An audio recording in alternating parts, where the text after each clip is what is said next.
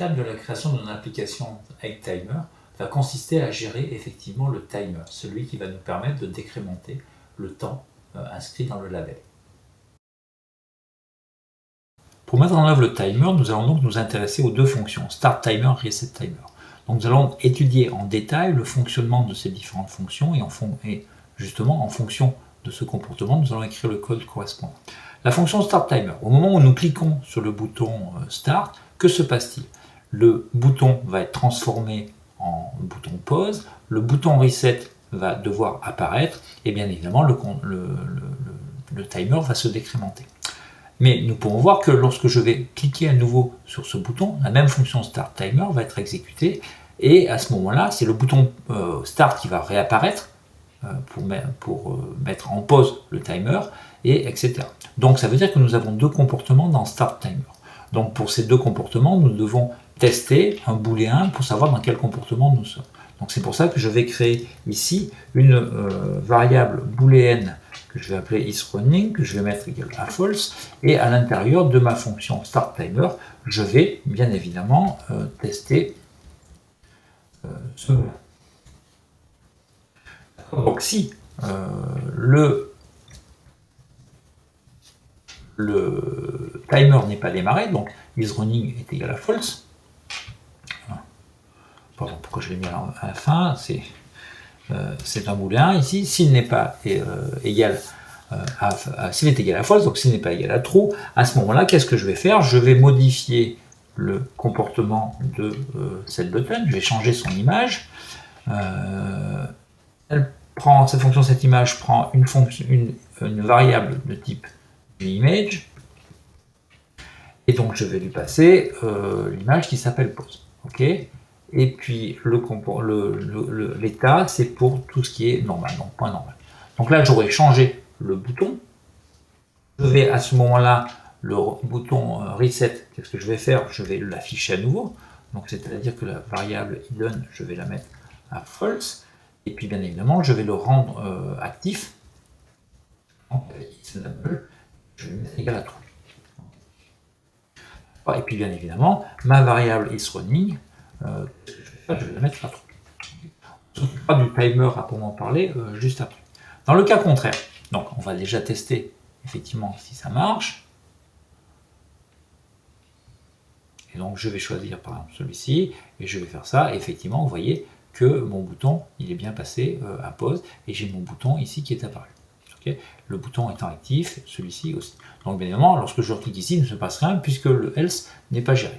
Que se passe-t-il lorsque je fais dans le else? Ben, je vais refaire exactement la démarche inverse, à savoir start button.setImage image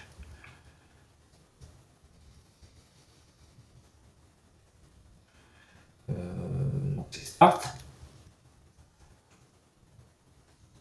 normal.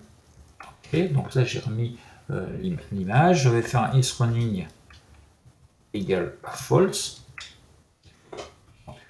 Si je le lance maintenant, on a géré la partie gestion du bouton. Et donc, effectivement, je peux passer, voilà. Donc, il nous restera à faire la partie reset timer par la suite, mais pour l'instant, on va se préoccuper de décrémenter ici le timer. Okay, le timer, pour gérer un timer, j'ai besoin d'une variable de type timer. D'accord? Donc, var timer égale. On peut voir qu'effectivement, si je vais voir, j'ai rien dans la documentation comme ça, on va ouvrir la documentation. Si je cherche timer, ici voilà. Donc j'ai une classe timer avec un certain nombre de choses, avec un init, et puis surtout vous avez besoin d'une fonction qui s'appelle schedule timer pour créer effectivement ce timer, et une fois qu'il est créé, vous avez besoin de deux fonctions. C'est la fonction fire qui permet d'exécuter le timer, et puis une fonction invalidate qui va permettre de l'arrêter. Okay. Donc c'est les deux choses dont vous avez besoin.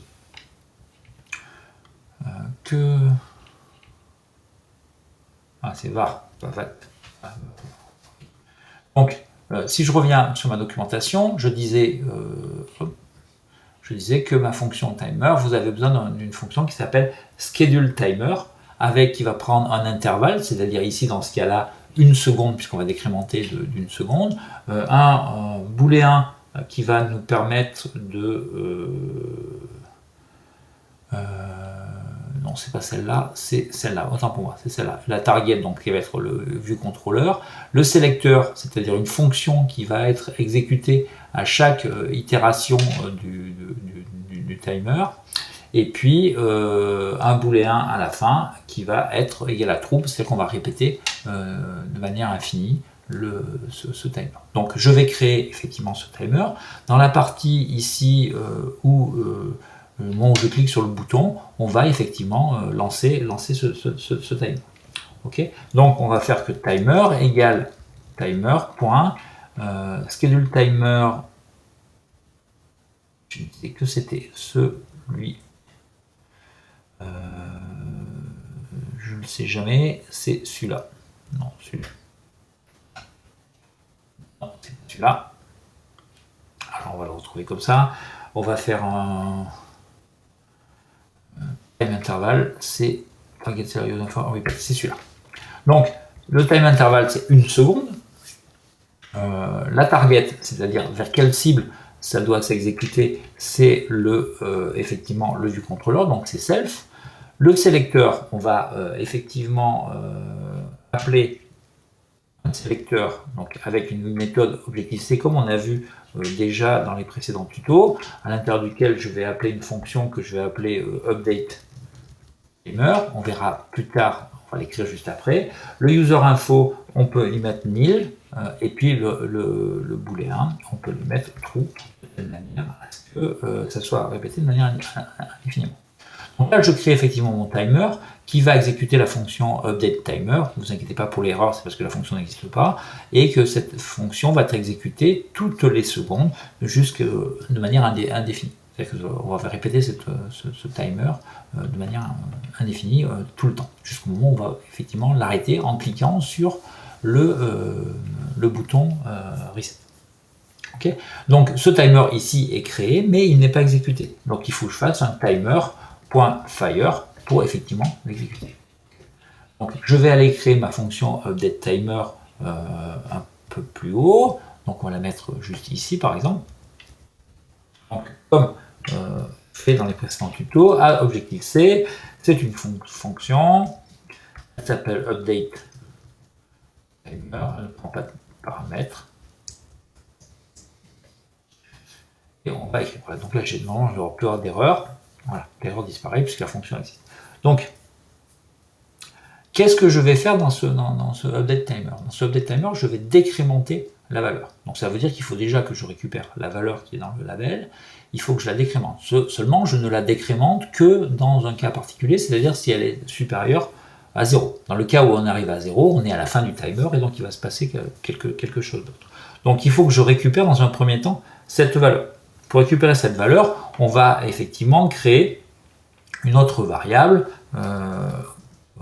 qu'on va initialiser à 0. Et donc, cette variable startTime, elle va prendre le contenu de startTime en fonction de la valeur qui est sélectionnée dans le picker view. Donc, typiquement, dans le picker view ici, je vais rajouter une petite ligne indiquant que startTime est égal à quoi? À startTimes de la ligne qui est sélectionnée, donc c'est d'euros. Okay, donc comme ça, lorsque je sélectionne une valeur avec mon picker view, il va être automatiquement mis dans startTime. Et donc cette fonction cette valeur startTime, ici, je vais pouvoir effectivement la tester et regarder quelle valeur elle est. Donc je disais, il faut que startTime soit supérieur à 0. Dans ce cas-là, effectivement, on va décrémenter. Sinon, il va se passer autre chose. Donc, ce qui se passe lorsque je fais mon start time est supérieur à 0, ce que je vais faire, c'est que je vais faire un start time moins égal 1, donc je décrémente d'une unité. Et puis, il va falloir que je réaffiche ce compteur à l'endroit où dans le label. Donc, on l'a déjà fait ici. Je vais le reprendre tel quel, et puis je vais surtout récupérer la bonne valeur. Donc là c'est start time, et ici c'est start time. Donc qu'est-ce que je fais? Je récupère le nombre de secondes, le nombre de minutes de start time, le nombre de secondes de start time, et puis bien évidemment, cette valeur, je la mets dans le label. Donc on va déjà regarder ce qui se passe, voir effectivement si ça marche. Donc je sélectionne par exemple œuf à la coque, et je décrémente, et j'appuie, et effectivement, vous voyez, ça décrémente bien. Okay. Lorsque je fais une pause, il ne se passe rien, le compteur continue à décrémenter. Lorsque je clique sur Reset, il ne se passe rien non plus de la même manière. Donc ce que je vais faire, c'est que je vais déjà dans la partie ici Start Timer, lorsque je clique sur le bouton pause, ici je vais rajouter le timer.invalidate qui va me permettre de faire ma pause sur mon timer. Donc on va vérifier qu'effectivement ça marche. Donc là je décrémente, je fais pause, effectivement, j'ai bien ma fonction qui est décrémentée. Donc il nous reste quelques petites choses à rajouter pour que ça fonctionne. La première des choses, c'est la gestion du cas où j'arrive à 0, ici, et on va le faire tout de suite. Donc qu'est-ce qui se passe dans ce cas-là lorsque mon compteur arrive à 0? La première chose à faire, on va déjà faire un timer.invalidate. On va arrêter le timer. Okay. On va mettre que isRunning va devenir égal à false. C'est logique, puisqu'on va arrêter le compteur. Et puis, bien évidemment, je vais remettre le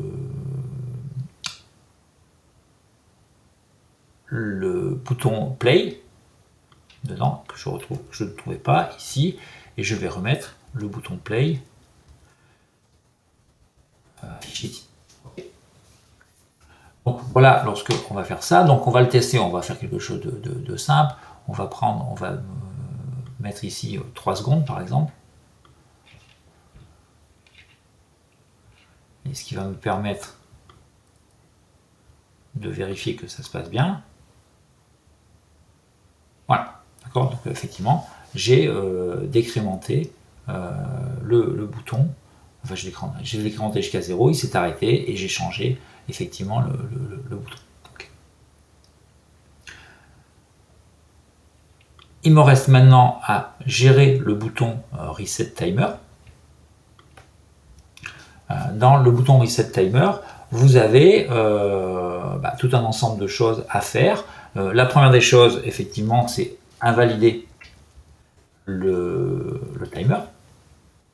Okay. La deuxième chose, c'est remettre le start time à sa valeur initiale, remettre le label à sa valeur initiale, et remettre le picker view aussi à sa valeur initiale, ainsi que tous les boutons.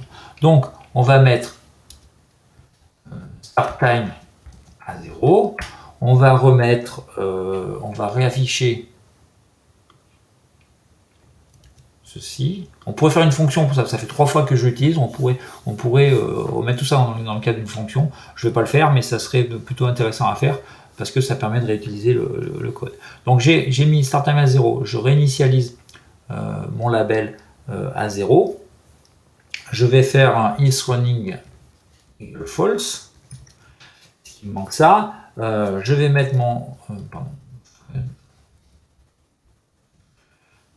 picker, je vais lui mettre, ça c'est trop, je vais lui remettre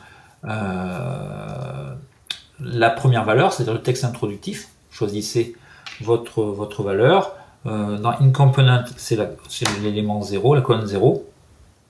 Et l'animation, on peut mettre true ou false, peu importe, c'est l'animation qui va permettre de remettre tout en place. Je vais mettre mon start button à start, pardon. C'est pas play, c'est start. Ici, je vais faire quoi? Je vais dire que start button is enable, je vais mettre égal à false. Le bouton n'est pas actif quand on est sur le choix 0. Je vais masquer mon reset button, je vais valider, donc false, et puis je vais le mettre, je vais le masquer.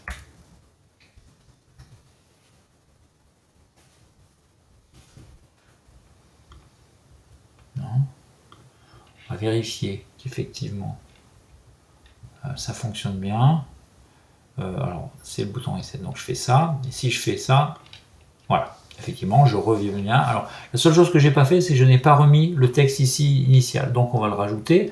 Le texte ici initial, c'est quelque part par là, donc c'est dans la variable picker view, reset picker, texte,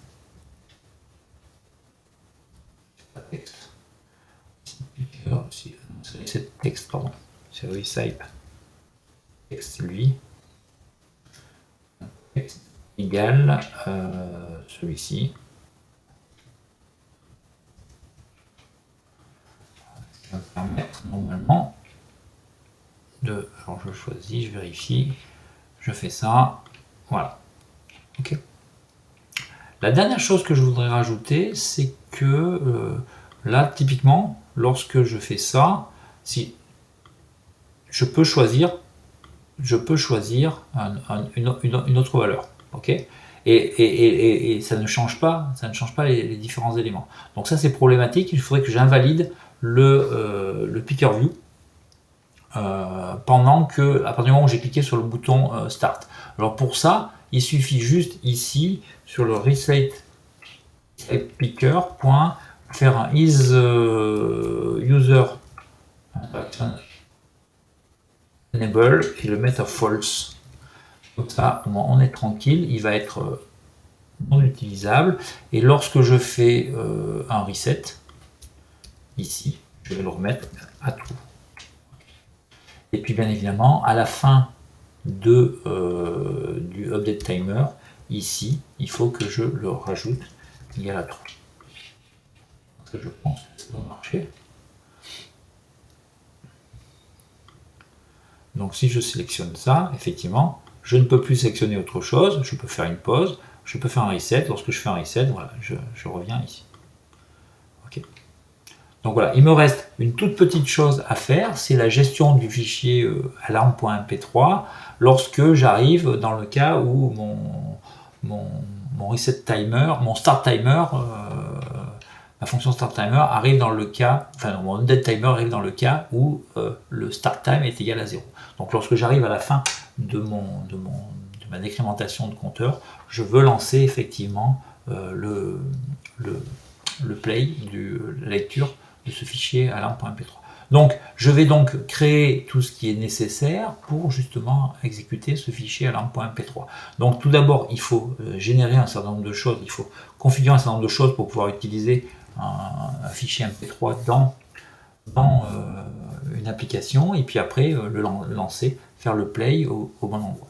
Donc pour ça, donc dans le view did load, je vais créer deux petites choses. Alors tout d'abord, il me faut quelque chose, il faut que j'importe en dessous de UIKit, il faut que j'importe un truc qui s'appelle AV Foundation, qui veut dire Audio Video Foundation, donc qui est un framework dédié à la gestion de l'audio et de la vidéo dans iOS. Donc pour ça, c'est la seule chose que j'ai à faire qui va me permettre effectivement justement de pouvoir gérer ce fichier MP3. Donc ensuite, il faut que j'aille récupérer le chemin d'accès à ce fichier. Donc je vais faire une fonction qui s'appelle bundle main pass for resource et il s'appelle alarme. Je vais vous expliquer à quoi ça correspond. Et puis il est de type MP3. Donc qu'est-ce que je vais faire? Je vais passer par une variable qui s'appelle bundle. Bundle, c'est le package global de l'application à l'intérieur duquel j'accède à main. Alors si je regarde, est-ce que je peux avoir des informations sur bundle? Oui, sur bundle, c'est la représentation du code et la ressource stored dans le bundle directory, dans l'application.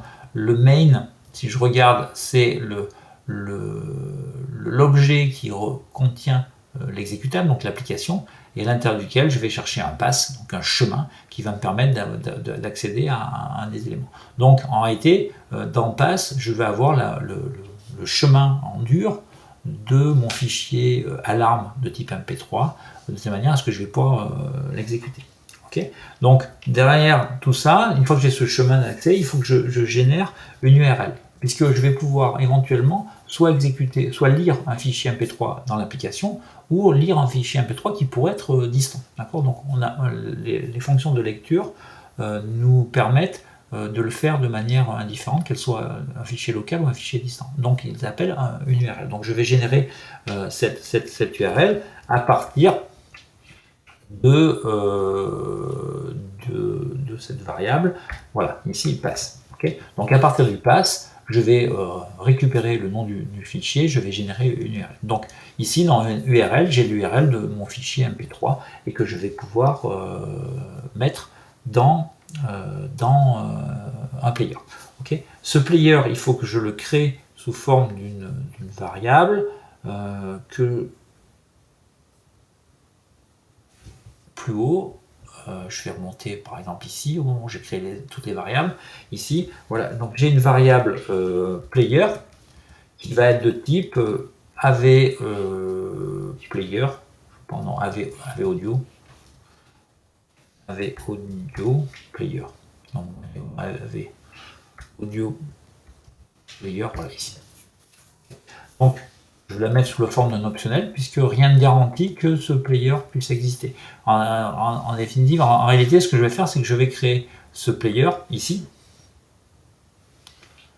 Là, j'ai peut-être oublié un pass, je pense. Ah non, c'est...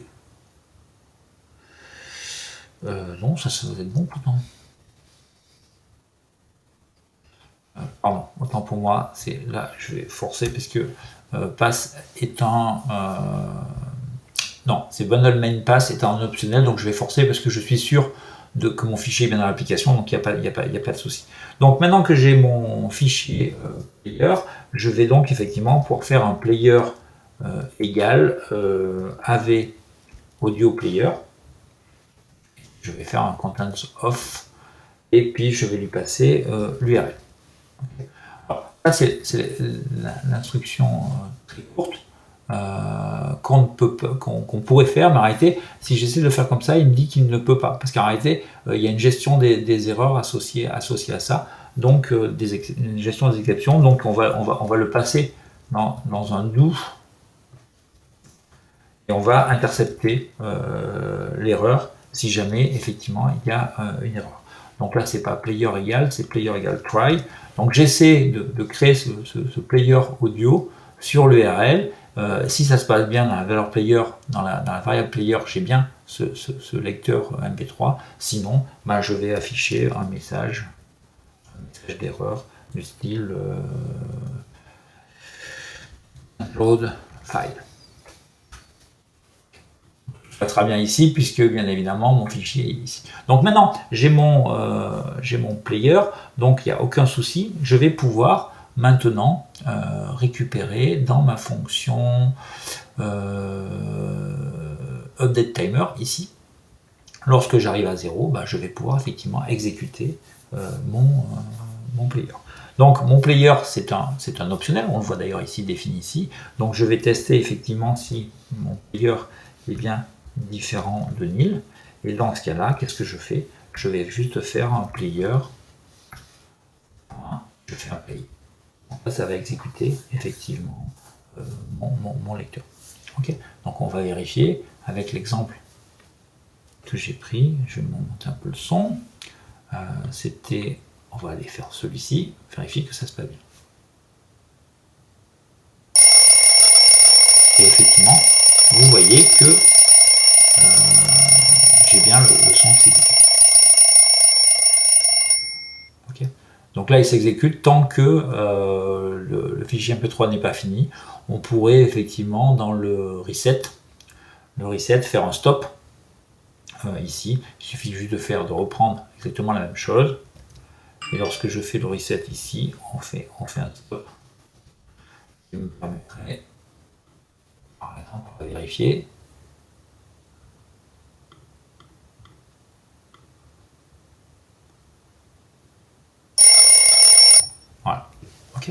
Donc, nous avons fini avec l'application. Bien sûr, elle pourrait être améliorée sur plein d'aspects, mais globalement, on a vu ici la création d'une application complète, relativement réaliste, avec différents éléments, du positionnement, des contraintes, des interactions assez sophistiquées. On a vu l'introduction des protocoles avec le PickerView. Ces protocoles, on les verra plus en détail encore par la suite dans d'autres tutoriaux. Et on a vu aussi l'introduction des timers ici. Okay. Donc, je vous souhaite une bonne journée à tous et je vous dis à très bientôt pour des prochains tutoriaux.